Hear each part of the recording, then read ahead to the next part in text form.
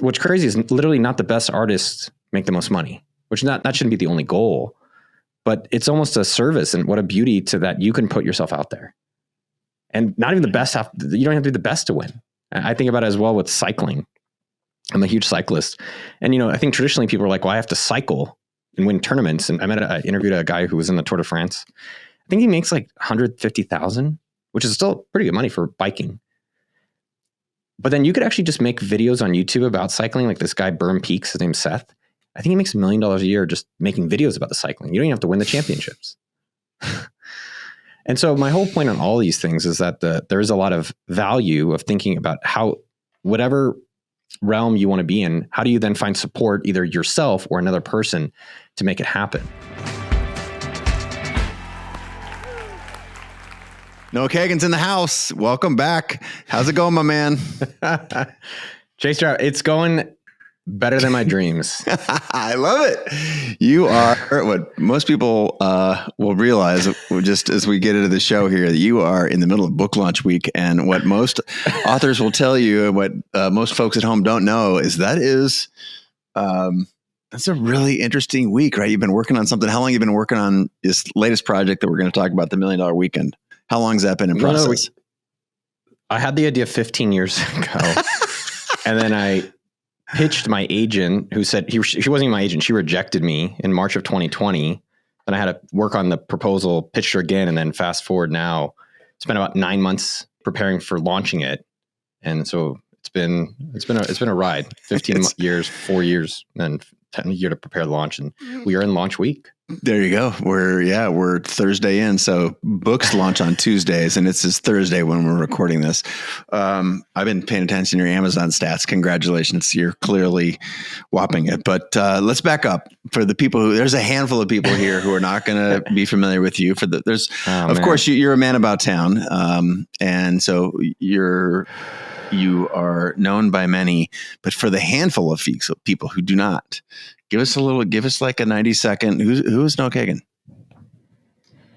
I've been asking myself that question. So the book came out and I woke up at like 4 a.m. and I go online and I'm like replying. I was doing like an AMA and I was answering this question. I was like, do I know what I'm even doing here? Can I even do these things? And then you kind of take a pause and you take a break and you're like, yeah, you do.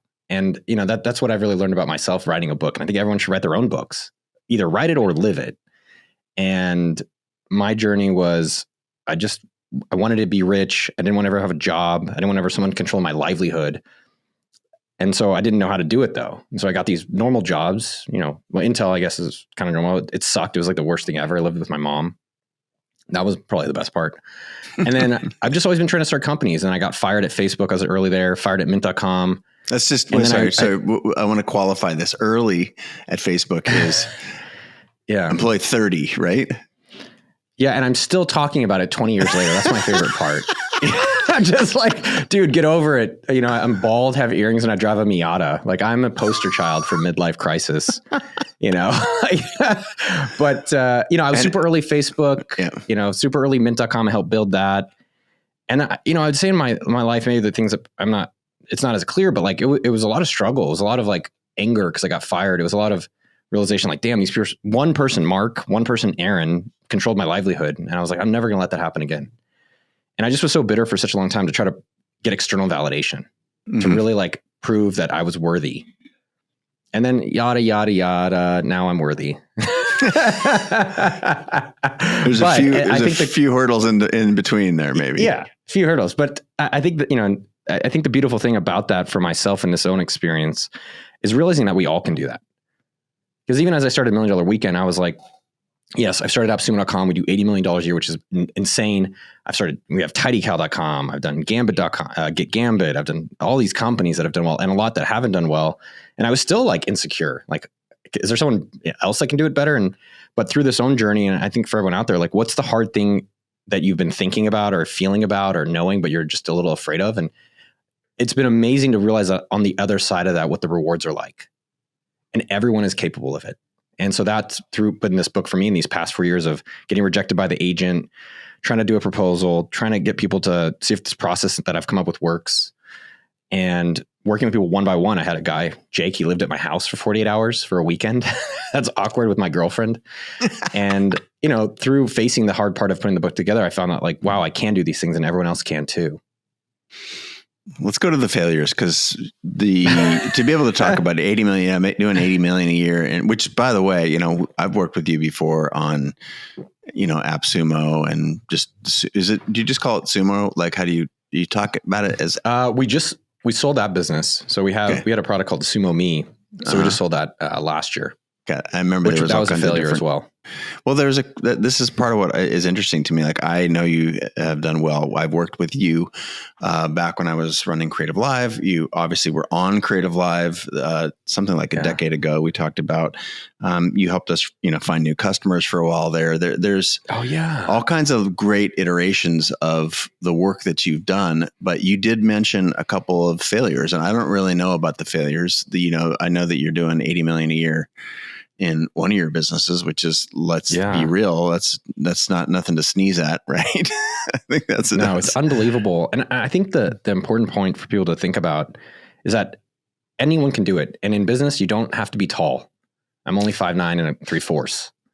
You don't even have to be good looking. Like, I'm above average Jewish good looking, like you literally can do it anywhere in the world. And that's so amazing. And the crazy part about it, what's even crazier is you only need it to work once. Like, there's nothing in this life that if you just do it once, besides maybe your significant other, that you're done. And so with AppSumo, then yes, yesterday we did maybe $250,000 in sales yesterday. I started though in a weekend on Reddit with a PayPal button, and my first sale was $12. And I share that because I think that's the part that people can acknowledge. It wasn't I don't even think Twitter was really around or that popular, right? It's something that everyone can do. And you have to start today, right now. Like, what can you actually do today so that you can start living this kind of cooler life, probably a lot sooner than you realize? Well, that's the beginning of the book, right? Is just fucking start. It is just start, man. And it's never too late. And the thing that people probably don't hear or they don't see about others, you don't know what happens in the kitchen. So, I've been starting until finally something actually worked. But I started a betting site called Bet Arcade. I don't bet, and I wasn't watching sports. that was a total flop.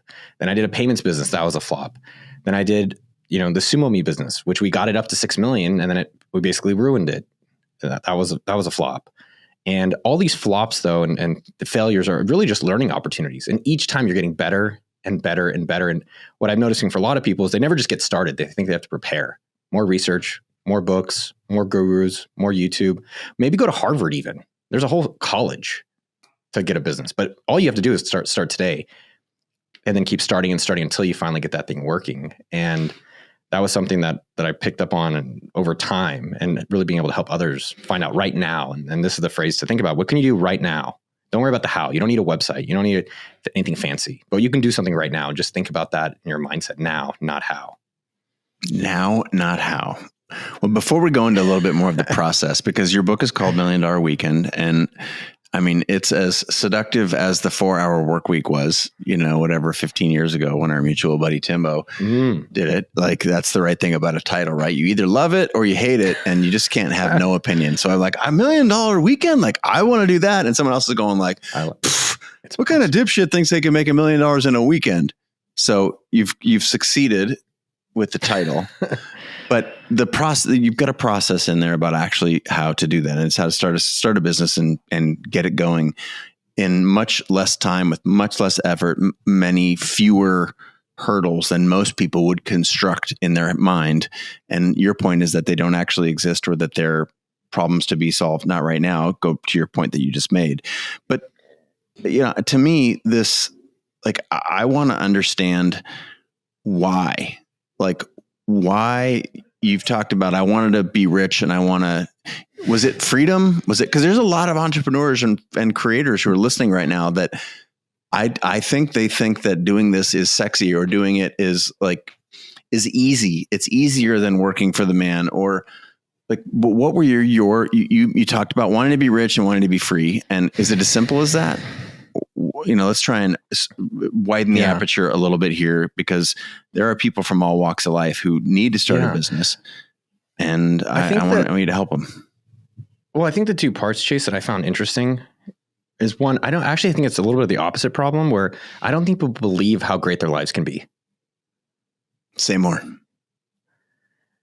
I mean, I was fired at these companies. I lived on couches. I kept feeling like I was going to be stuck in this middle class lane. And if you would have told me, hey, no, at 41, yes, you'll have the Miata, but you're going to have an amazing partner. You're going to be able to be a father. You're going to have this amazing house. You're going to like who you are. You're going to be proud of yourself. Even probably a year ago, some of those parts were hard to believe. And, let's now go back 20 years. And I think most people don't realize that they can do it. And it's not as far away as they think. And that takes time. It takes time to practice optimism. It takes time to practice confidence. And you can build the confidence through courage. And I think that's what I'm noticing for a lot of people. It's not, no one's going to, I think one person in the next decade will make $1 million in a weekend following the book. But the reality is recognizing that you can actually change your life. I was talking, someone voice memoed me this morning and they were complaining about their boss. I was like, oh, that's the cool. oldest complaint. How does that? Well, I always say, working for the man or working for the woman. At Upstream, we have amazing female leadership. And what most people are doing, though, that I thought is interesting, is allowing themselves to give up their power. Mm. They're just saying, this person this morning was like, oh, my boss and this job, and I hate it. And I'm like, how is it helping you to complain about it? And what was the response? I guess it was a text or it was a voice memo. So it was some voice memos. You didn't get an immediate response. It's, and this is the thing, that's the opportunity, right? Business is all about opportunities, and all problems become opportunities, but it's recognizing that everyone has that ability. And it's easier to blame your boss. It's easier to complain that government's not helping. It's easy to blame the economy. I've never blamed the economy once. But recognizing that we can actually do more things than we do today, recognizing that this courage that we all have can build our confidence, and thinking about what these hard things are. And the business stuff is fun, man. I think business is the best way in the world to learn about who you can actually become. Yeah, and Cuban's been on the show and was like, it's like the ultimate sport, man, because it's 24/7, 365. There are no days off. Business is always open. Even if it's closed, business is happening. And I do think that it is interesting, and specifically because the arc of this show and my life in this show, in part because it's mine, is very much about the creative aspect and building a business, having, created lots of things, images, televisions, all this stuff.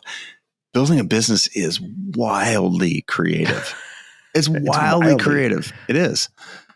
It's so creative. It's wildly creative, and you can live a life being creative and make a ton of money. Yeah. And I think you can start in the book, I cover the freedom number, which is you don't even actually need that much money to be free. Let's talk about once you get that, let's talk about the freedom number. I think it's an interesting concept. Well, especially creatives, man. You have a lot of photographers, you have videographers. Here's a great one I just saw. It was a woman who's got a day job. She's a friend of mine, Natasha. Natasha emails me and 10 other people. She said, my friend really had a dream to be a videographer and photographer. So if you guys are interested, just hit reply to her. That's literally how you can start $1 million business. And what people don't realize is how quickly you can actually get that started. They think they need a website and a portfolio and a Squarespace. You don't. You need to go take a photo of something. And especially for creative, really think about what's happening in creative world. You're really helping another person. How exciting is that? That's what your life is about. Yeah. And the freedom number, what's that? Solving problems for other people. Yeah. You're just solving problems and helping other people out, man. How cool is that? With art. Book, ideally, it's if you follow the book, you will become a millionaire. I'm seeing it. I've done it, and now I'm seeing it. And this freedom number, I think it was really risky to have the day job. It was really risky to live a life you don't want to live. To live and work at Intel and live in my mom's house. And I saw people do that, and I knew they weren't happy. In the voice memo this morning. And the freedom number, though, is realizing that the number you need to basically your living, your savings, entertainment is actually a lot lower than you think. It's way lower. It's generally what I've seen. I've seen literally now tens of thousands of people. It averages around $3,000. If you have a family and things like that, again, that's also why it's called weekend, because you're busy. So you have to do it in a short time. But I've seen families generally can be somewhere between 6 to 10, depending on how you're living. And that's your freedom number monthly. Yeah. And so the idea, the concept behind that is that I found it very risky and too much pressure to quit your day job to try to start a business. Because it's very hard if you have to make money. You're like, oh my God, I have to eat today. Like better go do it. It's like, that is really hard to be creative. Yeah. When you're forced to go do those things, and what I've observed and from success. And so if you have a day job, I call those people that your investor, that is your funder. And then now you can think, all right, how do I just get my first customer today?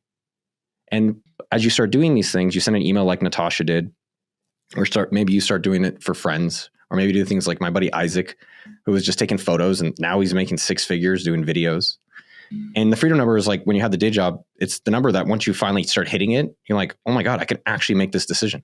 And for some people, by the way, they keep both. I have people at AppSumo.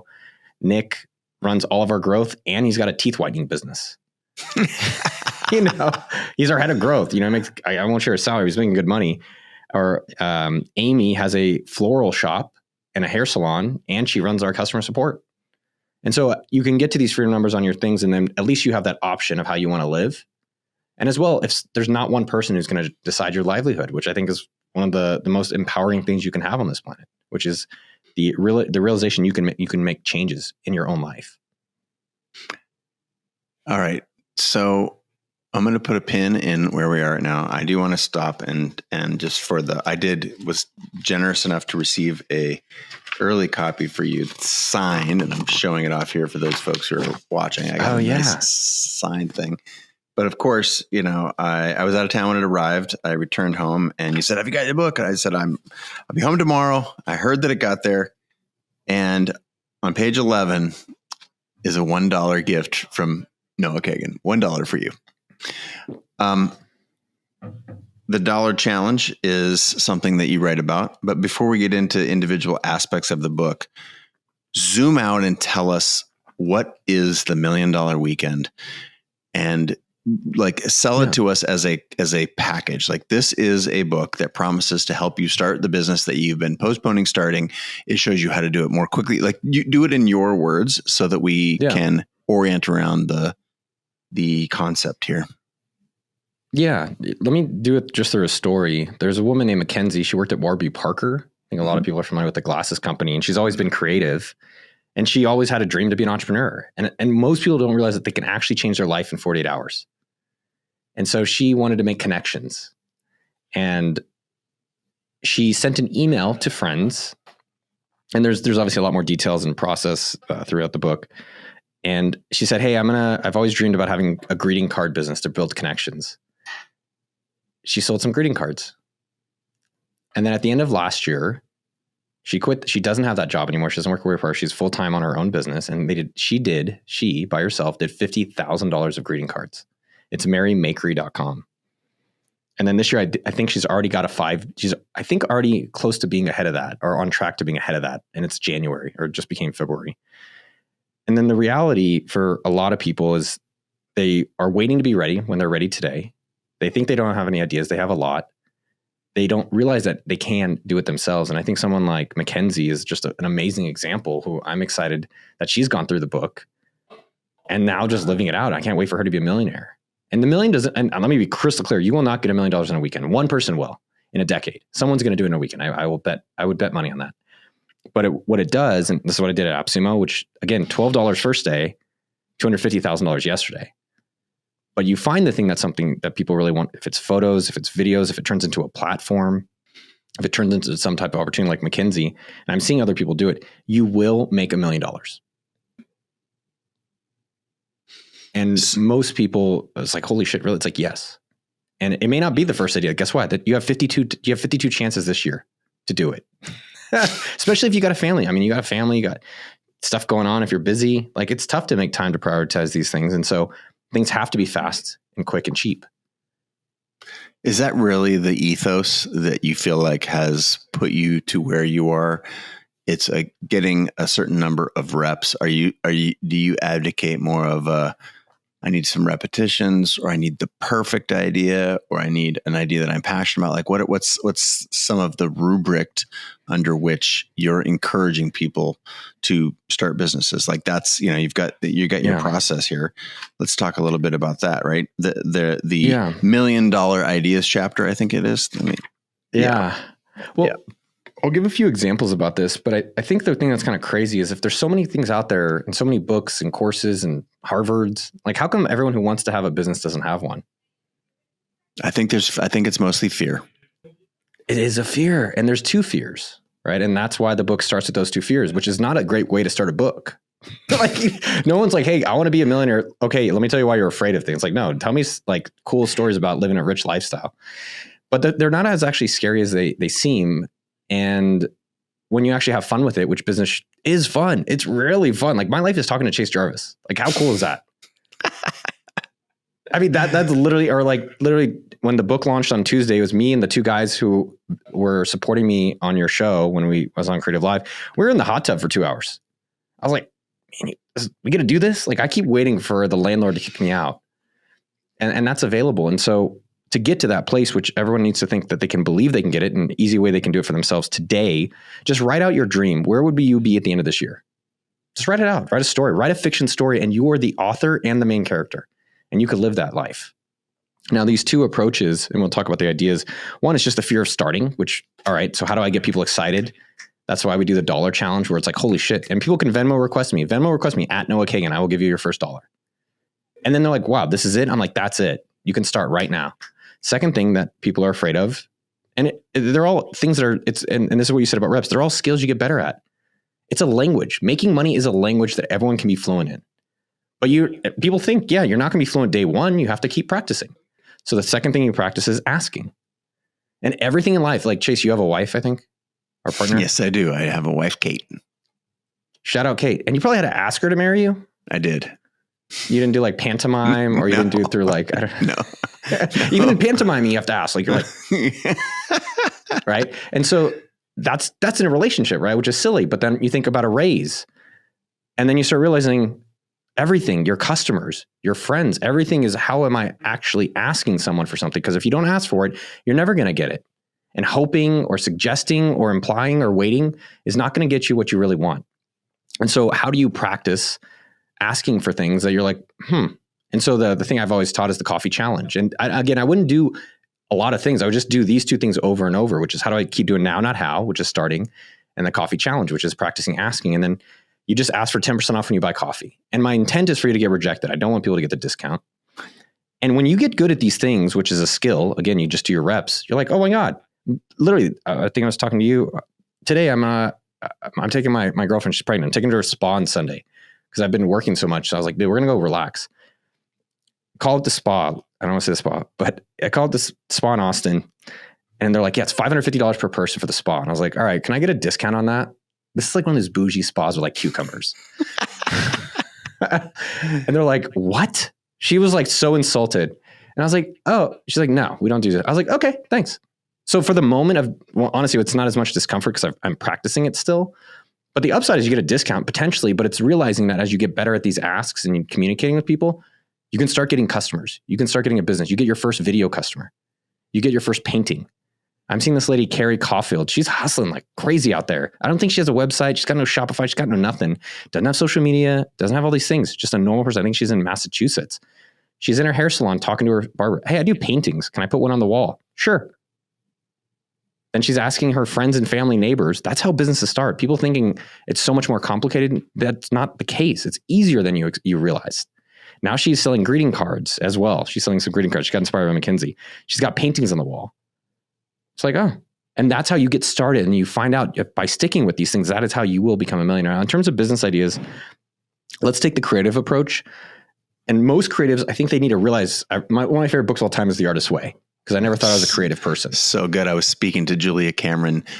Today is Thursday. Last Friday, I spoke with Julia for 2 hours. She's amazing. Oh, she's a boss. I mean, she definitely inspired me because as a business person, I never thought I'm not like a Chase Jarvis. You know what the word aperture means. Like I don't, right? I can sell a camera, but I can never take a photo. And she inspired me to realize that business is creative too. And I think what I would inspire creative people is $1 Million Weekend is your reality that you can create a very successful business for yourself as a creative. And I think there's creatives like, no, I just do the film stuff. I don't want to do it. And realizing that that's possible. So in terms of ideas, let me just break it down in a concrete example. There's a guy named Isaac.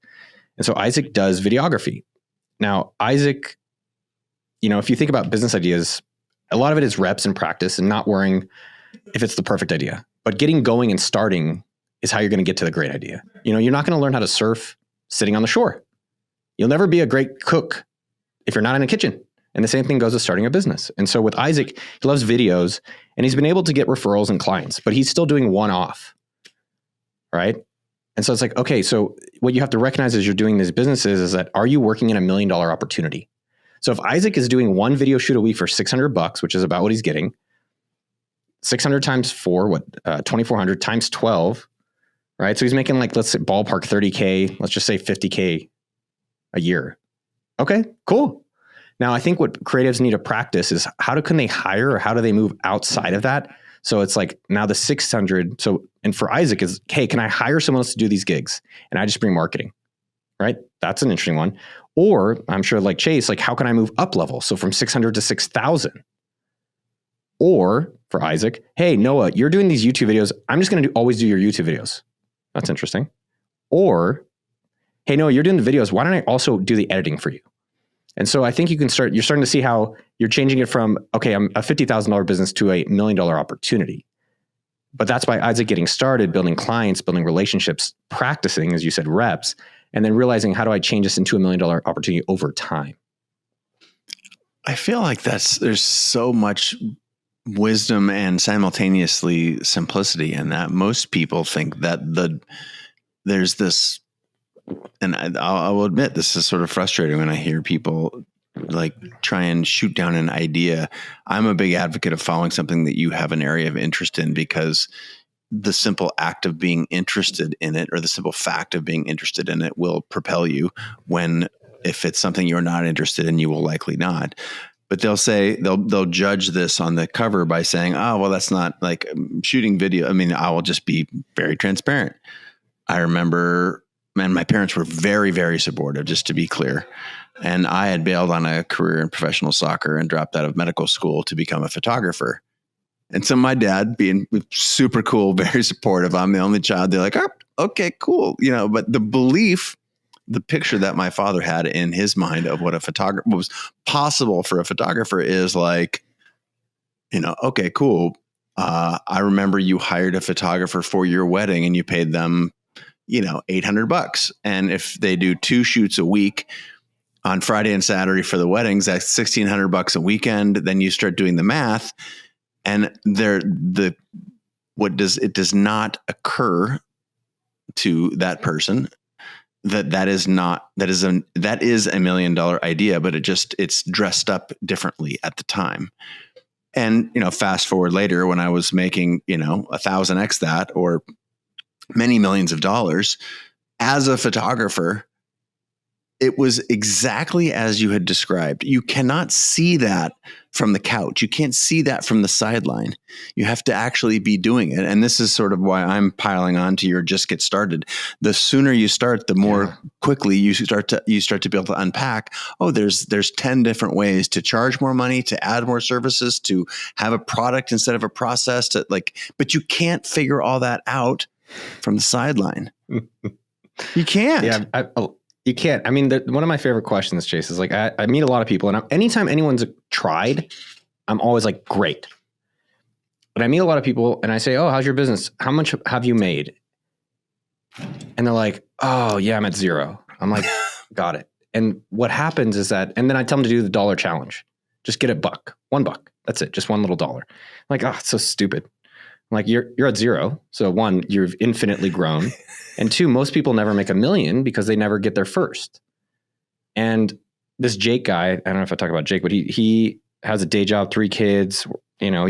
He said this line to me that I've never forgotten. I said, Jake, how come you want to have a business? And he said, I don't want to live a what if life.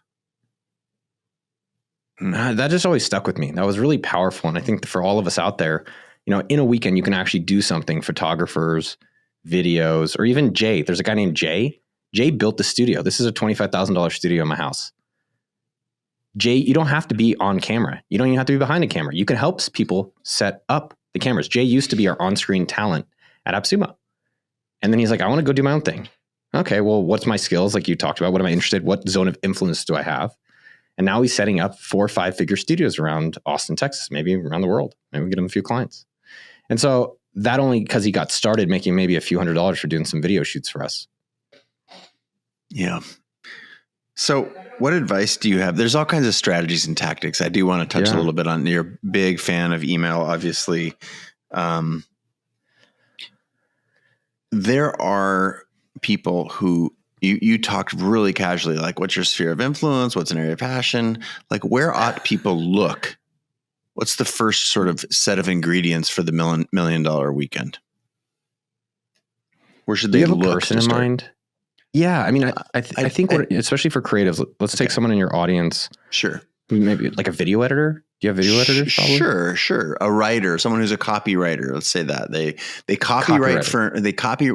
trying to make something up here. They copyright for an agency, like a mid-tier ad agency in a second tier market. They're in Minneapolis, Minnesota, and they work for, a mid-level ad agency as a copywriter for brands that most of us have never heard of. And they believe that their writing skills will get them, that they have capacity and potential to use their writing skills better and elsewhere. Yeah. I was thinking there's a guy I've worked with named Alex Lewis and these different people. By the way, shout out Minneapolis. I know me and Chase are big Minneapolis fans. Timberwolves and good, dude, it's a sick city. It's like do you know it's the number 1 biking city in America? I really like Minneapolis. Seriously? Yeah, I went there and went to the Vikings game. I was like, this place is cool, man. And so what's interesting for this person in Minneapolis is really recognizing that, this is what people do is they do the opposite of what's easy. This person hears someone on YouTube and they're like, I'm going to do a drop shipping Shopify site where I get things from Alibaba. And then I put out some ads and then I'm going to have $1 million. And then they do this for 6 months. They spend maybe $500, $1,000. And in 6 months, at least they've tried, which I admire, but they're like, oh yeah, it's really hard. I'm like, okay, well, do you know there's an easy way? I'm like, what's the easy way? I was like, well, what are you getting paid for already? What have you gotten paid for in the past? And I think people are surprised with my approaches because they work, but they're surprised because they're easy. Yeah. And we're tricked in thinking that it's going to be hard. We're sold. The people teaching you have incentives to sell you more things. And the reality for this person at that agency is then thinking, all right, well, hold on, I'm really good at this. Are there other people out there that I could be helping? Maybe I could already use within my network, my friends. And people say, well, no, you have a bunch of rich friends. Like I started at Intel. What kind of network do you think I have at Intel right out of college? Like there's not a network. A nerdy one. But yeah, a nerdy. I mean, I think most people I met from Intel are still kind of at Intel. Right. That was my network. So it wasn't some big advantage. So how do you approach that then? How do you get your first customer? How do you make your first dollar? Now, what's interesting for that person, I would give them a few different approaches. So this is the way I've hired some of my best people. And I'll give you an example. His name is Jay Yang. Go and do the work to show someone. Don't tell someone. That is one of the easiest ways you can get agency work. So Jay Yang saw me on Twitter and he messaged someone to connect with me and he put together a 30-point Google Doc showing me why I suck on social media and why my email marketing is trash.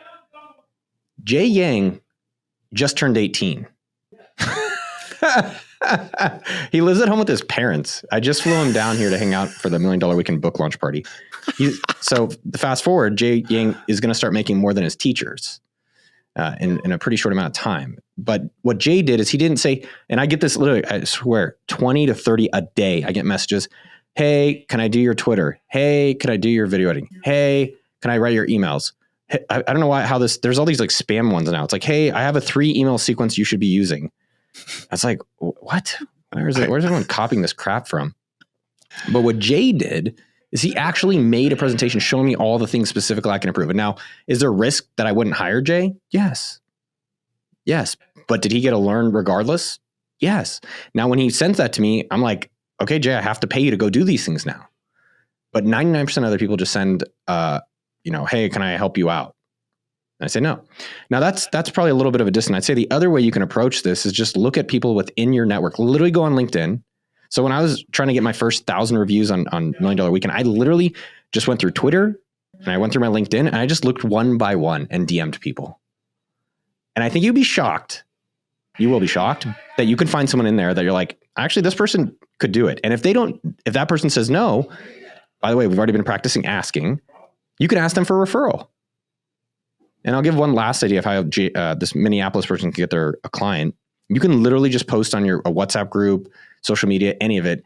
Hey, I've always wanted to do photography. I'm looking for one person to take photos this weekend. I'll do it for free, even if you don't feel comfortable, or I'm going to do a special price because it's my first time doing this stuff. And I think if you might feel a little uncomfortable, but guess what? We've been practicing that. And as you put yourself out there and you actually start doing it, you have a little courage in yourself. You face a little of the fear. That is going to build your confidence. And if no one wants it, or they say, hey, I don't want to buy it, you can ask them why. You can learn and find out what they actually will pay for. And those are ways that when you're in this day job, you're not going to get rich overnight, but you'll get rich starting today and you will get rich in a very, medium period term, but there's a long cut. The shortcut is starting today, and then the long cut is when you stick with it and get rich over a period of time. Again, there's so much power in the start. And I feel like that is what to me, the $1 Million Weekend, on the backside, as you articulate the long game, if you will, is by outlasting your competition. This is one of the reasons it's important to do something that you like, or at least where there's an area, this ikigai, the ikigai, interest, world needs it, and you are good at it. But it really is like the ability to start something. Is it true that that's the hardest part? I mean, there's a great song, the loneliest right? number, they say. Well, I mean, again, most people never make $1 million because they never make one. Yeah. And I don't think they realize that they can actually do it in a short period of time. And what I've noticed even in myself, like let's take it, not in myself, because that maybe people think, oh, he's got advantages. But this guy, Jake, he had the same idea for 24 months. And he was able to get 5 paying customers in 48 hours. Just by thinking about what he has to do now, not building a landing page or Squarespace or needing a portfolio or building up his YouTube channel to finally, hopefully getting a customer. But by following some of the validation methods and the specific scripts in $1 Million Weekend, he had 5 paying customers. And Jake is going to make 5. I think it's around 4,000. He's doing it golf trips. I don't know anything about golf, but he's doing golf trips for friends and fathers. And I think he's selling it for, it's like 3 or 4K. I think he sold $15,000 worth. And in August, he's having a golf trip. And that's exactly how it starts. What's this? There's a line in here that I've got marked. I think you and I know it because we've been in this world for a while, but I think it may be novel to somebody. What I'm saying here is that your job is not to create demand for something that seems exciting. It's to find existing demand and satisfy it. Hmm. Page 69. Yeah, no, I read my own book. I think if you're a photographer or videographer or writer, it's not a bad thing to like what you've worked on. And a lot of times people feel like they're supposed to be ashamed or they can't say I'm proud of myself. And that's something I've worked on. This book helped me by working literally with thousands of people, helping them in their businesses. I feel proud of what I've put together and that I can help other people too. And that line, yeah, it's a line that most people though, the belief is that I have this idea and I have to go drum up excitement and demand for something. And why? Explain to us why that reverse engineering that, actually understanding that there is demand for something and satisfying that demand is actually what we're doing here. Yeah, I'm going to read off a question someone sent me earlier today. It said, what marketing advice do you have for someone who feels like they're screaming into the void? How does one get a lucky break in social media promotion that finally gets the ball rolling? And I'm not faulting this person, but he's actually building something. And if you're at least taking a chance on yourself, if at least getting started, you will get there. Yeah. And so what I said to him, he's not afraid to ask. He's not afraid to ask. He's practicing that part of your program. He put himself out there. Yeah, man. Yeah. And so I said, great on you for building something. You get lucky with more swings. And fortunately in business, it only requires one lucky swing to work. So you just keep swinging. Now, screaming into the void generally reflects lack of product market fit. And product market fit, I think, is a generic term that people use as people don't want what you're offering. And that's great, because that means you can find something that people want and that they'd be excited. That's what this whole quote is about. And that I've done businesses. I try to, Klaviyo, that like email product for e-commerce stores. Indeed. I created a competitor to it, which was an automatic Klaviyo, which I knew was going to work. I knew it. We spent 6 months, $1 million in software and salaries. And I went out to friends. I have lots of friends in e-commerce. I begged, knee pads on the floor, begging. And these people would not use my product. High switching cost. And I could have easily done service as a software, run their emails for them on Klaviyo, got paid for that, and then said, hey, I want to build this other product. I'm noticing some opportunities. They could either say no or yes, which is great, but I'm not trying to change their behavior. So at the size of different businesses, the thing I was recommending for this person and recommend for everyone is, number one, focus less on trying to do more things and just try to focus more on your customers and what's the problem they're having, the behavior. And if you can really get them excited to scream at you to take your money, to take their money. You want people screaming, yes, please pay me. Now, the other thing I was saying for this person is that when you're getting rejection, that's just part of the process too.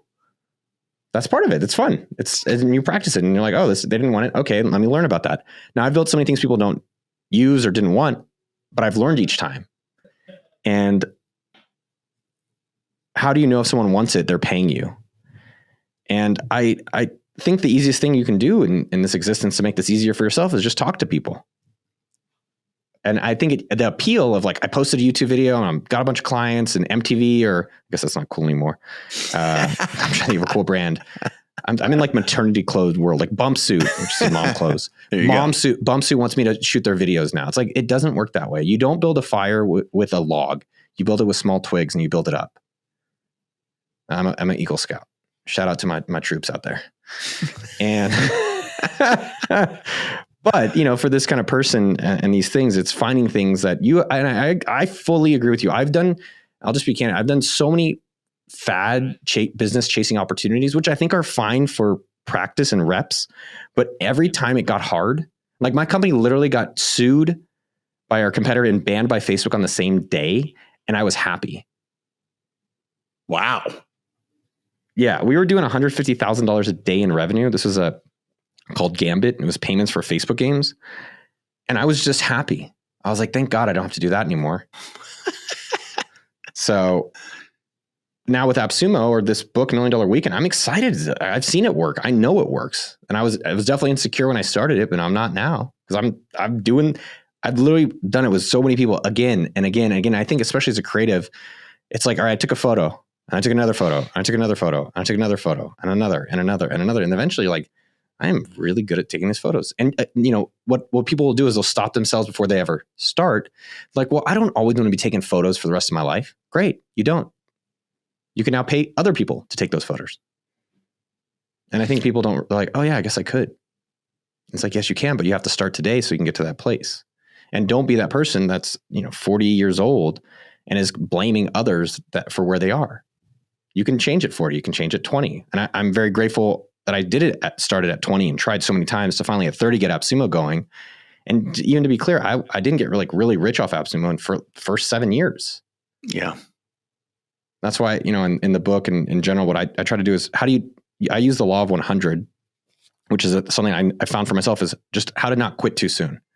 So for photos, do 100 photos, try to get 100 customers, do 100 posts on social media. Do 100 days of it. And what I'm encouraging people is think about, give yourself, if you find something that works, which is one of the hardest things and best things in business, find a way that you can at least do it 100 times so that if you're going to quit it, at least you have enough information to make that decision. Because for me with AppSumo, yeah, I did have to stick with it for a very long time for it to work. And at the same time, I don't know if I could swear, I freaking love it. You can my girlfriend's like, you're better than this, Noah. Like, all right, baby, I love you. And it's I literally, my job is to go and talk and promote things. how awesome is that? And look, if your job is to take photos of people, or your job, like Isaac, he's actually a videographer I work with for their YouTube channel. He's like, dude, I've never left the country until I worked with you. He's like, I've barely been on a plane until I started working with you. And he's like, I love my job. And I was like, I love working with you too. And that's available. And I think there's definitely people believing that that's not possible for them, and it is.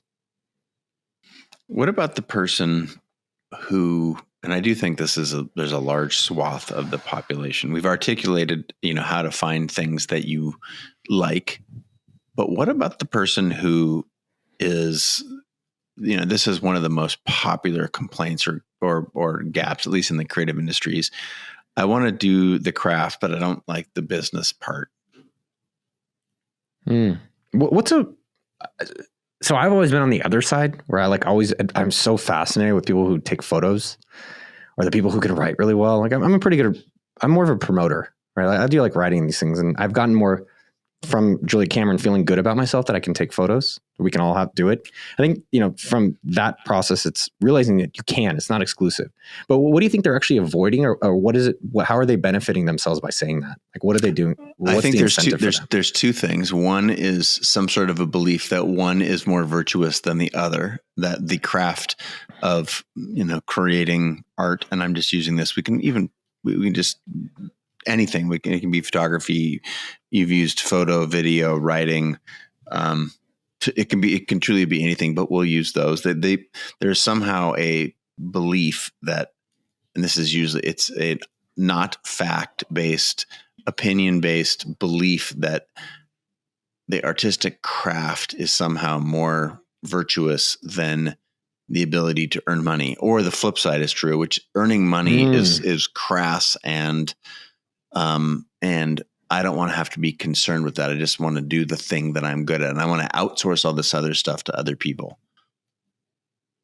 Those are sort of really popular hurdles. Are there millionaire painters? Oh yeah. Are there millionaire photographers? Lots of them. Are there millionaire writers? Yep, you're talking to a couple. Atta boy, bang bang. So I like to think of Damien Hirst sometimes when I hear about creatives. I personally don't care for his art. Same as Andy Warhol. I think they're, for me, not my taste. I'm a Dali guy. Now, what I do think, though, is that they're actually the best business operators of art I've ever seen. And there's so many amazing artists that if they can find someone else to do it, which is great, or recognize that some of art is also finding people to see your art and the beauty in that experience as well. And it's not what's crazy is literally not the best artists make the most money, which that shouldn't be the only goal, but it's almost a service, and what a beauty to that you can put yourself out there. And not even the best you don't have to be the best to win. I think about it as well with cycling. I'm a huge cyclist.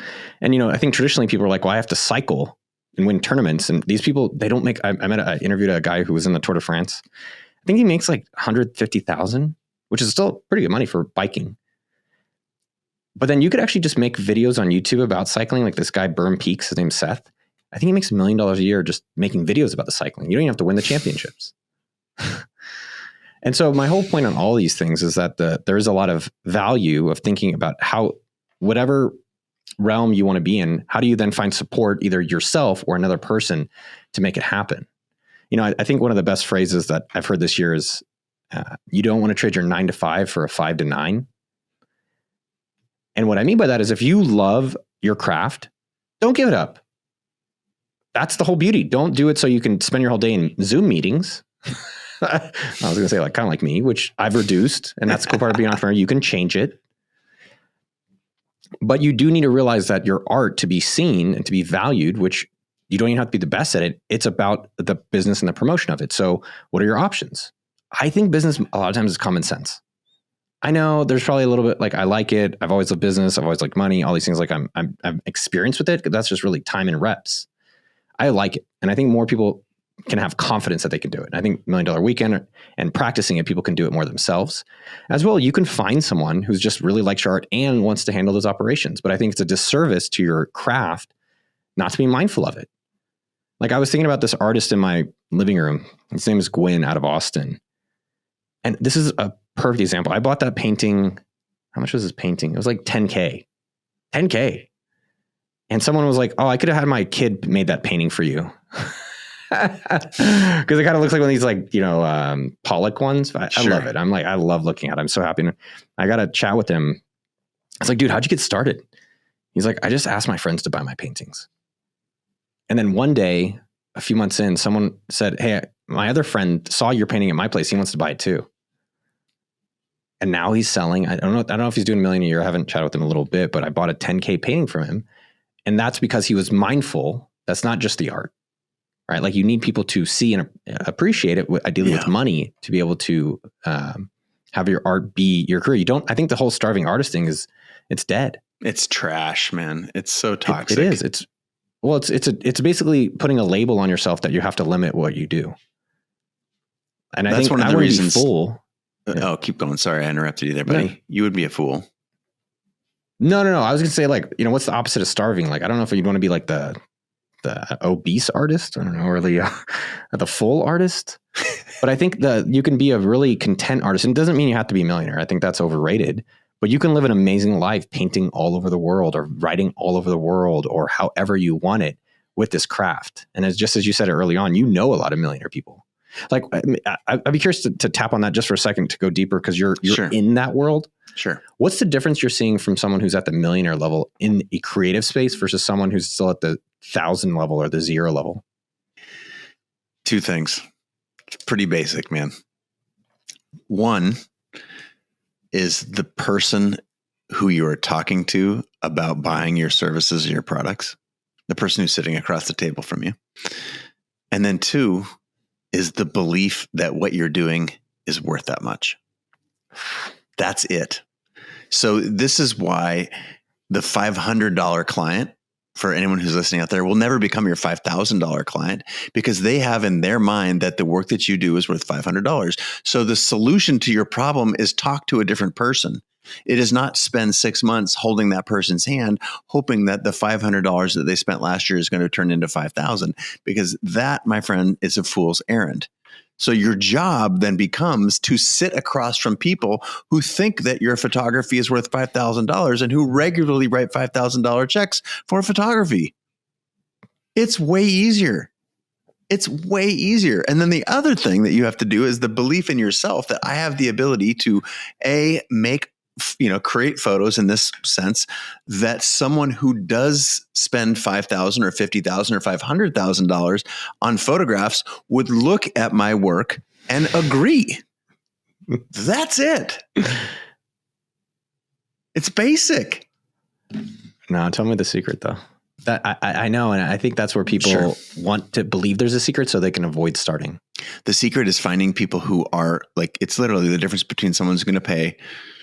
Let's just be, let's see, you're a wedding photographer.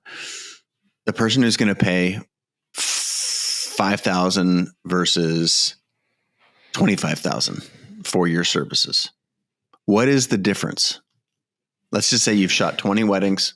You've got a lot of experience. You can show some really good work in your portfolio. If I ask you what the difference is, it's very easy to understand that it's just someone who is sitting across from you as you're showing them your portfolio, who either doesn't know or doesn't care, and they like you and or your work, right? And I prefer to find people for whom that is not a make or break. It's sort of like that client, right? The person that is paying a lot of money, like, your most expensive client is going to say, yeah, cool. Thanks. I got the services, or I got the final drop ship of the thing. It looks great. The $50,000 checks in the mail, versus the person that's spending $50 is like, I need to approve I need to see your product in a market and then make sure it works. And then, all those other trappings that go along. So, I truly believe that, and for me, you don't get to understand that, and find those people until you start being rejected or putting yourself out there or getting good at asking. This is why, again, I don't want to be a weirdo here, but I have to highly endorse your book, because what it does is it takes all of these typical mindset traps, and you throw them out pretty quickly, pretty efficiently in your book, which is what I love. Honestly, Yeah.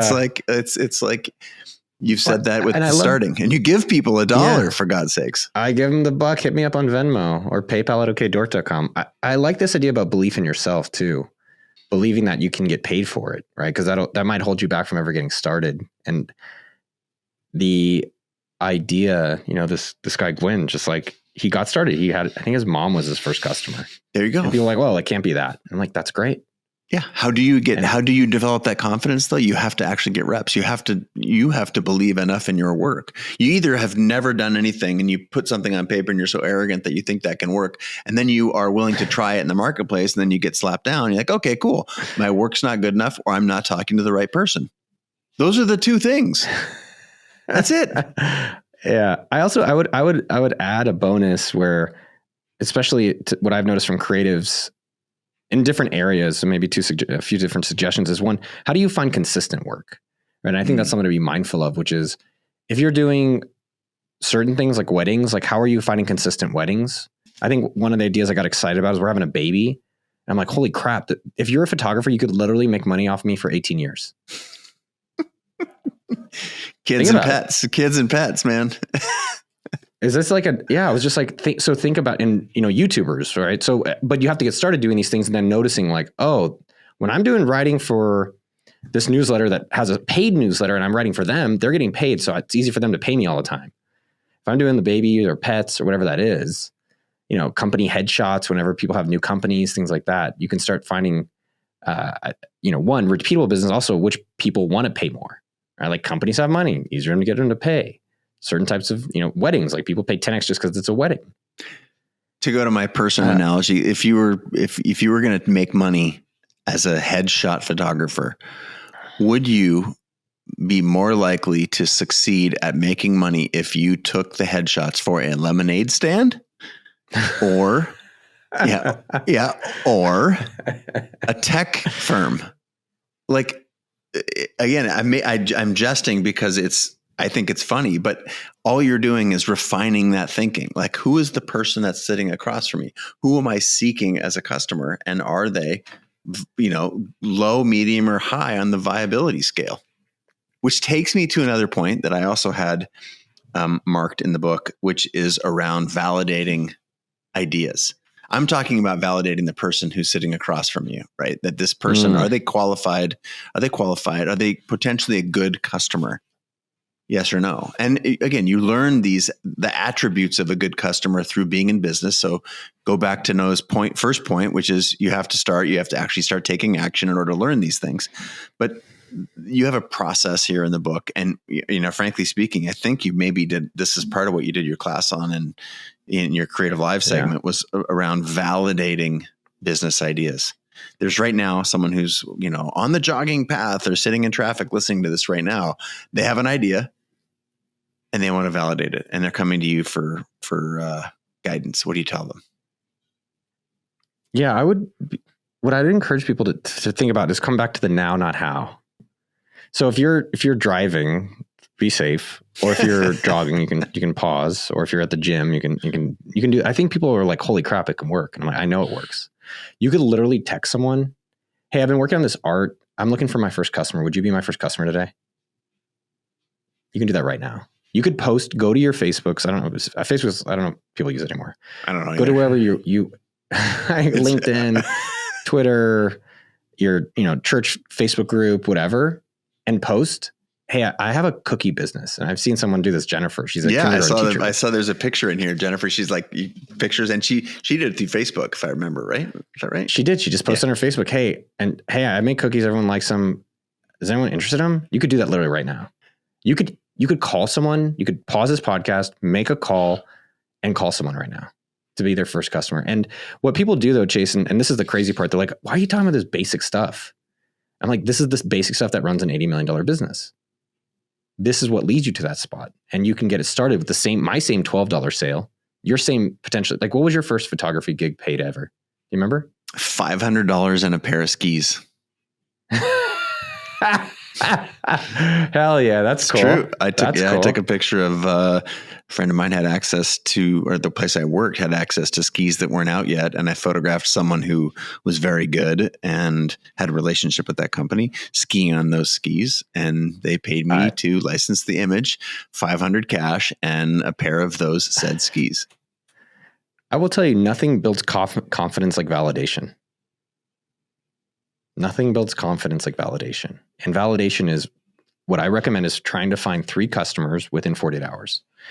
And so another example, you can do it pre-selling. And most things actually, people think they're like, holy crap, this is like a mind-blowing moment that people can do right now. Most things you buy are pre-bought. What the hell are you talking about? When you bought something on Amazon, did it exist when you bought it? Yeah. Did it? When you've ordered something on Uber Eats, did it come from a restaurant or did it come from a ghost kitchen? But I don't know. Oh, so if I go to people and say, hey, here's an example of something, or here's what I think I'm going to make, would you pre-order it? That's the exact same thing. And then if they want it, great, now go make it. Or if you already have examples of your art, great, even easier. But you can pre-sell these things as a form of validation. Now, another form of validation, especially for creatives, and this has been so interesting to see, is using marketplaces. So I think Etsy now it's like spam from like China stuff is what it seems like to me.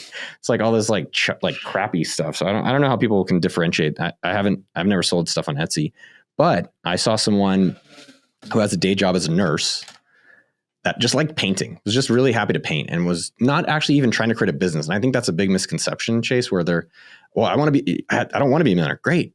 Be a thousandaire, make grocery money, be able to enjoy your creative fruits and benefit other people by it. And so she would post paintings on Facebook Marketplace for $100 and it was selling. And she's not trying to create a Shopify site, doesn't even have a site, doesn't have a domain, doesn't have an LLC, doesn't have even social media about the stuff, but just posting it there. And guess what? When you sell it to one of those people, maybe they'll want another one. Maybe they'll tell their friend. And that's another form of validation where, especially if you're probably more introverted, it's a little bit easier. You don't have to get rejected. You don't have to talk to people, but it's also more passive. So you're waiting on the results. Those are probably the best 2, I would say, for creatives that they can do today. That's the craziest part about all this stuff. Yeah. I did my own business as No, keep going. Sorry. No, I did my own business proving this. The best way to sell, I guess, something is to show. And so it was interesting. I did my own $1 Million Weekend. The video is coming out this week. And I didn't even have time to build a website. I didn't have time, and it's a software business. I didn't have time to even get a domain. I still don't have a domain. But I sold $3,000 worth, not posting on my social media, which you can do, not posting on my email list, but just by looking at people who've emailed me in the past 5 years. And it was a specific people who emailed me DocuSigns. I just followed up I just called them. Anybody who emailed me a DocuSign. Now people are like, well, yeah, you use people in your network. And I'm like, yeah, do that. Yeah, you too. And yeah, I have a big, I do have a notable following that I could have made this really easy to start. And guess what? Use that too if you have it. I wanted to make it harder on myself to show that, it's not an exclusive club. It's available worldwide, wherever effort is sold. One of the another key attribute of this process of just like getting the first sale, I can personally validate that because once you get that sale, even if it's small, or in this case, $500 in a pair of skis, or there's n number of better examples in the book, I was able to, with my second sale, say, oh, cool. What other work have you done? Well, I just, my last example was this very notable ski company who was more than happy. I'm the featured image for their campaign for this coming winter, whatever. And there's like, this is to your point about this validation point. I knew the person, they were in my network, the person I photographed on the skis and the person who gave me access to the skis. And the person who gave me access to the skis knew the person who could write the check for the skis. So I think this idea of starting really small, the fire example that you gave is, I personally experienced exactly that. And then sales 2, 3, and 4 came from sales 1, 2, and 3. That's good. And this is everywhere. Another example is we had a pet that passed away. This is maybe 5 years ago. One of an amazing gift that I got was a friend of mine gave a friend of his who is an artist a picture of said pet. They painted a picture that looked like that picture, and my friend gifted me a painting of my critter that had passed. I was like, and it was beautiful. It doesn't have to be beautiful because it's your freaking pet that just died. And since this time, I have every single time I have a friend who has pet has passed away, I have hired the person who I bought a picture from. And so through zero marketing, this woman has a business where she paints pictures of their pets after they have passed. And you have to get in line for this business. And it is, I mean, again, if you are a painter, this is how easy it can be. And this is the thing that struck me about your book is, and I have fallen prey to this many times, even as a doer, like I make a laundry list of shit I have to do. And that laundry list is what keeps me from doing the thing. And so I would ask you, as you're listening to this show right now, I know through my heart of hearts that what Noah is saying is true, but will you admit it to yourself that what's keeping you from doing the thing that is going to unlock this next chapter of your life, is it real, or can you take some of this advice that we've been talking through today, go in, over, around, through that barrier and be on your way to $1 million, your first million, I'll call it. Man, it's available. I think the thing I wonder who's the person, because there's going to be one person that listens to the show today that's going to change their life. And everyone can just decide, is that going to be me? Yeah. I was thinking just giving more people more ideas. If you want to do photos, like I think Chase, one of the things what you're saying, which I thought was really well said, was just get rich customers, like people that have money. And so how do you find people that have money? If, for instance, people see that I have $1 Million Weekend coming out, or maybe I've put out some videos on CNBC with my salary. So, for instance, if I wanted to work with me, I would go, and this is an example you can do in other ways. I would go get $1 Million Weekend, the book, and then maybe do crazy photos for it. And then I would send it to Noah. And I'd be like, damn, that's really good. Like I need either probably pay you for them. I ultimately could potentially pay, or I could be like, oh, how about you help me do these other photos? Or I'm doing speaking meetups. We're doing like a book reading tomorrow. You think you can come to that? And that's just such a unique way, because most people are just like, hey, does anyone need photos? Right? Which is fine. You should do that in your network. But these are other ways that I've seen it work. Like the guy I hired for my Instagram, Jeremy, who is now making 6 figures. He literally emailed me different Instagram options that he said, you should post these because you're suck. This is like 4 or 5 years ago. And then he did it for free for 2 weeks. And then he ended up, I was like, I have to hire you. And I think people, this free to paid thing, where one, even if they don't hire you, you at least get reps in and practice in.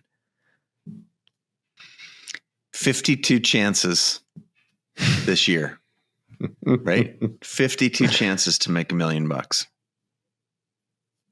52 weekends. So this is the conclusion of the book. That picture of you in India, by the way, is priceless. You talk a lot about, we were referencing earlier James Clear's book, The Atomic Habits, but there is a routine, a rhythm. There's some systems to what we're talking about here. So talk to us about, how you've developed these. Have you've discovered them, honed them, sharpened them? Because it is a process, right? The goal is to get started and over time improve your process in the same way that you started lifting weights and then you get stronger over time. You develop, better ways of, lifting and you get stronger at all of those things. So give us a little bit of backstory on, are there specific things that you preach with respect to processes, habits, routines, etc.? Yeah. Now there's so much more in $1 Million Weekend details about like how to do the asks, how to get better at starting. And there's scripts, there's challenges in every chapter. It's like it's very, very rich. Yeah. It's very rich. It's going to give you literally step by step so that you can do it for yourself. Now, most people are interested in, they get excited. You know, it's not called How to Get Your First Dollar, which is actually the original name of it. But then no one's really excited to make $1. They're excited to make $1 million. And I would say the same thing applies with my processes and how I operate. But really, people need to focus on themselves and what works for them. And so I'll give a few kind of high level habits and processes that are universal that I think are really, really effective. So number one, get a good night's sleep. Just start getting good night's sleeps. Don't drink as much at night. If you don't drink, even better. And just have good night's sleeps. Figure out how to have a nice bed. Because like the foundation of all day is sleep. That's what I've noticed. It's like that one is just like, that's such like a power move. Because I can teach you my calendaring. I could show you how we run $500,000 in ads. I can show you how we do only 2 YouTube videos a month, and we've gotten 1 million subs in the past, give or take 2 years. But if you're tired all day, or you maybe foundational stuff is tough, that's rough. The other thing I'd say is try to brush your teeth twice a day. I think what I've noticed with stuff like that, brushing teeth twice a day, making your bed, showing up to things on time, is how do you build more trust in yourself? How do you feel confident when you look up someone and you're like, it's $500 for these photos? Like you can probably pay me now to come keynote a conference. Like I got, now the book's out, people are like, hey, you want to come? So I'm like, it's literally, I only spend time with my girlfriend. My girlfriend and friends in Austin. That's it. But you know, maybe years ago, I'd be like $5,000. Oh my God. People pay me like $10,000 to go to FinCon and speak. I could not believe it. It's like, are you sure you want to do that? It's me you're talking about. But I was like, oh, this is crazy. But it's building up that confidence through foundational things that are fully in your control, so that you do things that build up your trust and that you'll follow through with what you say. Be on time, brush your teeth, make your bed, go to sleep. Now, in terms of habits, I would say that what I've noticed, if you could only break it into a few different pieces, number one, in the thing you're doing, have a very clear goal and timeline. Like just know where the hell you're trying to go. And to be clear, it could be really, it doesn't have to be 10x crazy, you know, some fake guru on YouTube convincing you it has to be some big number. No. Sell 1 painting this year. Hell yeah. You know what? Next year you can do 2. And then that compounds over time. So, but be clear on where your destination is. A good way, we talked about it earlier, to get to your destination is, you know, think about, if I had to work backwards from the end of the year. And I do this every year. Where do I want to end up at the end of the year? And just write a cool story. Be creative. Write a funny story about yourself. And then think about, okay, which of these parts do I actually really want to do? Like I wanted to be on Joe Rogan a few years ago. And then I was like, I don't really care to be on Joe Rogan. I think that's just my ego wants to be on Joe Rogan. What I really want to do is like go on a bike ride. What I really want to do is have my book out. What I really want to do is take my girlfriend to Tokyo. I was like, that sounds insane. I can't, unsane. I don't know, unsane. I'm making up words. Somewhere between insane and unsafe. Hey, yeah, I'm insane out here, Chase. Watch it. Might go start another business tonight. And have some dream. You know, I think you talked about the belief in yourself. It's really having a belief where you can be. Think about a clear goal that you're excited about for this year. And again, I wouldn't even set that ambitious of a goal. Set a goal that's sustainable. And this is the part that's a lot of the best advice is the most simple. But think about what's been working for you to have success in your business, and how do you do that on a consistent basis?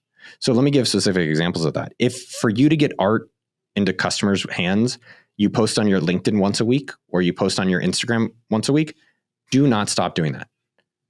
If getting writing customers or expanding your writing business is because you've been writing your weekly newsletter, keep writing a weekly newsletter. Most people stop being successful because they stop doing the things that got them success. And so the thing we always think about at AppSumo, the best way to grow your business is just to do more what works. And that is the most obvious advice you can ever hear. Because I don't think anyone would be like, you know, I'm going to do what's not working. You'd be surprised though. You'd be shocked. Really surprised at how you spend your time, right?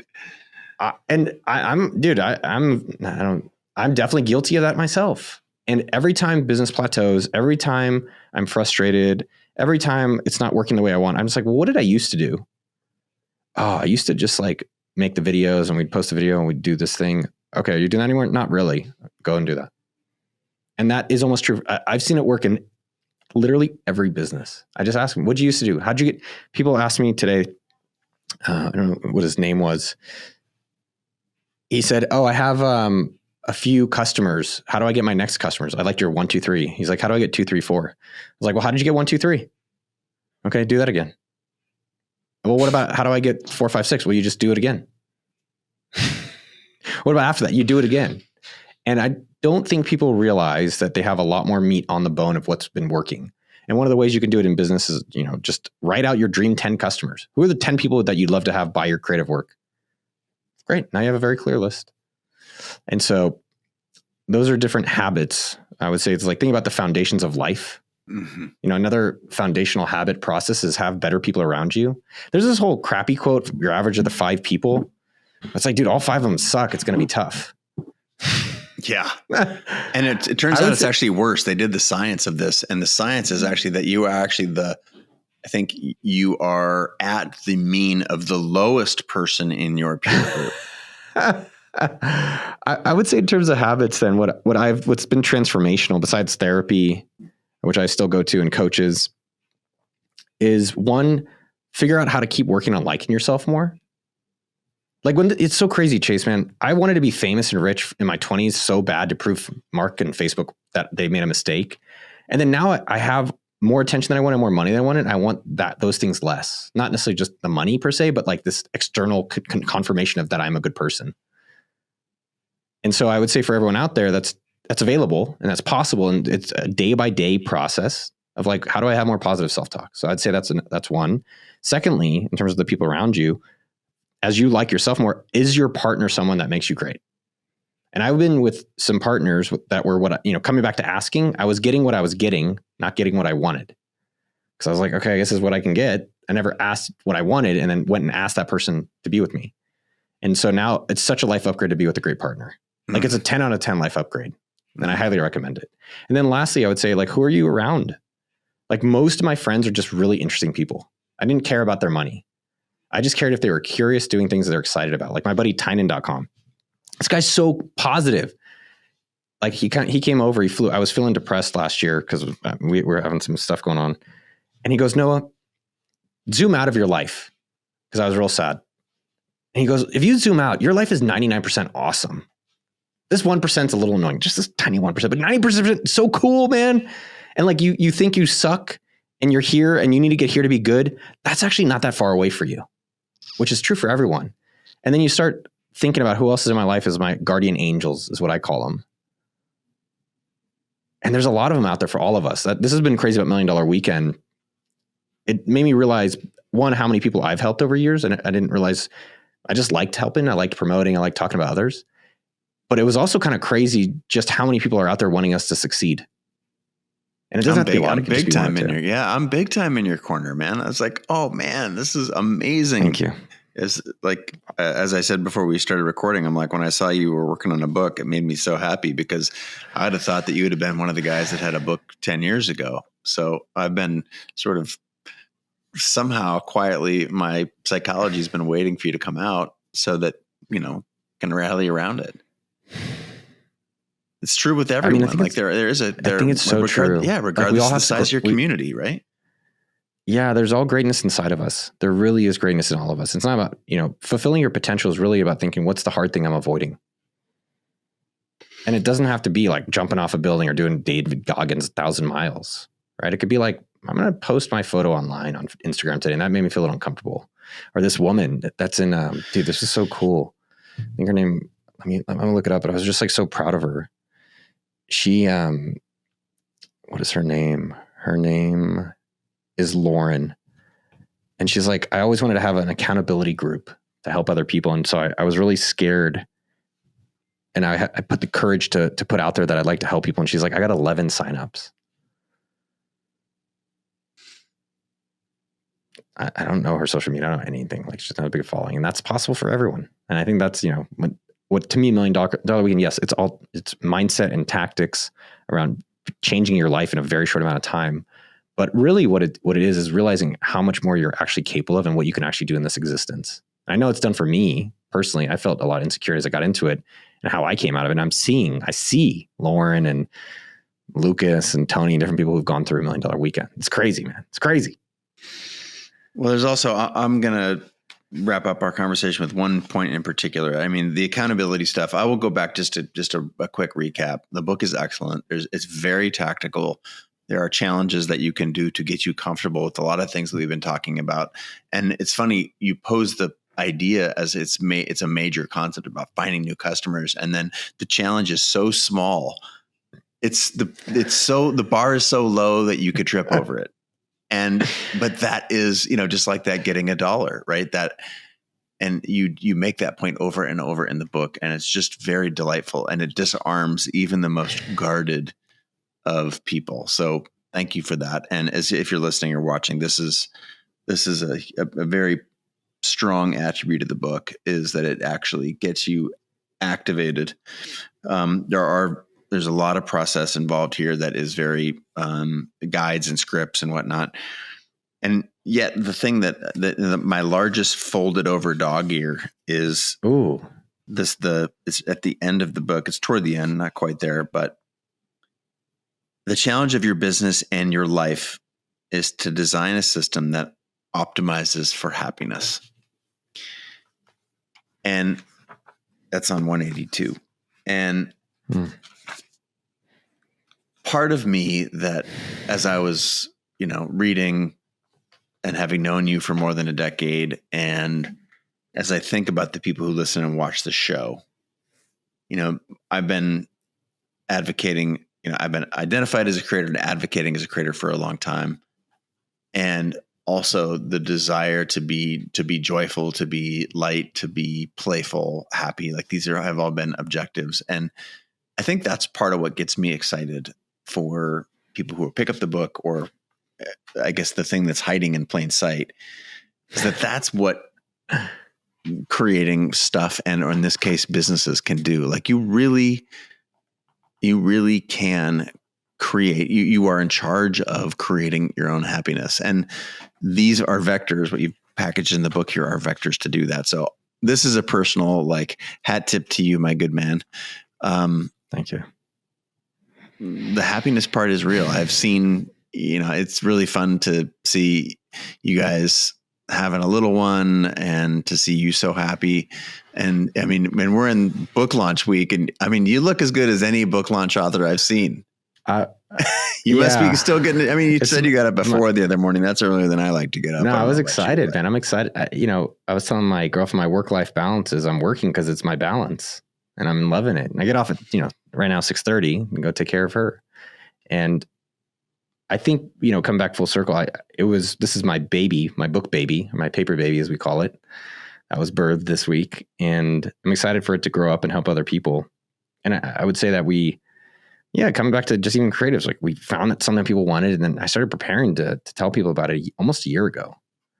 So, we did a lot of the work, and now our book baby is going to go out there and do its job at, helping people change their own lives.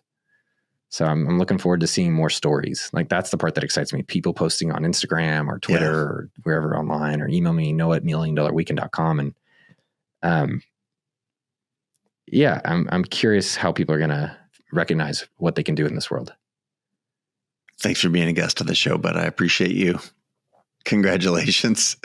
It's a big deal. Let's support Noah. Y'all, this is a fantastic book. And is there a place you want to steer people? You've highlighted a couple of times. You've said it pretty quick. No.milliondollarweekend.com.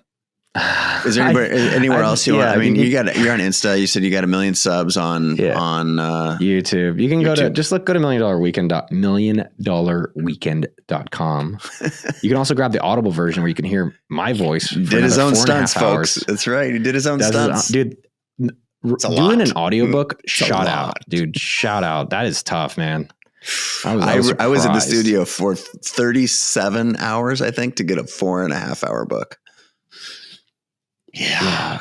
Ooh, it's a lot. Yeah. But that's also put in the work. Then you're in life, I think it's, what is it you actually want? And can you work hard on it? And then afterwards, you're always proud, regardless of the outcome. And I'm sure your book, your creative work, it's all these things like, damn, yeah, I wanted it. It was hard. I'm proud of myself. I'm proud of you, Noah. Thank you, man. Thank you. Thanks.